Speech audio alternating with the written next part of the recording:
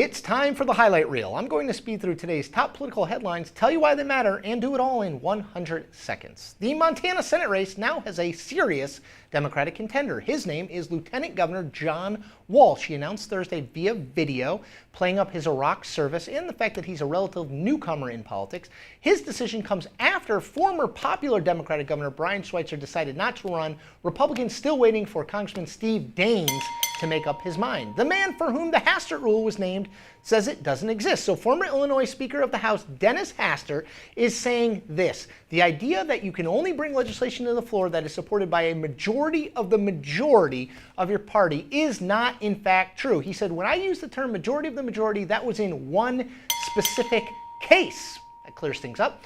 Cory Booker is rolling in campaign dough. So Cory Booker's campaign for Senate said Wednesday it had raised $2.85 million from late July through late September. He's raised nearly $12 million for his Senate campaign since January. By contrast, Steve Lonigan raised $1 million. He's the Republican candidate. $1 million from late July to late September. A former top Bush aide will challenge a Republican congressman in North Carolina. So this is businessman and former George W. Bush staffer Taylor Griffin is challenging Walter Jones Jr. in an eastern North Carolina House seat. Jones is a Democrat turned Republican with an odd, often contrary to party leadership voting record. Griffin touting himself on Facebook as a real conservative.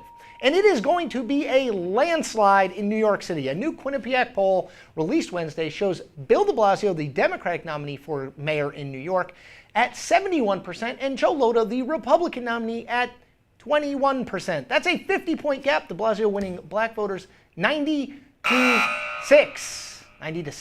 That's it for the highlight reel. If you think there's a story I should have included but didn't, tweet me using the hashtag InPlay.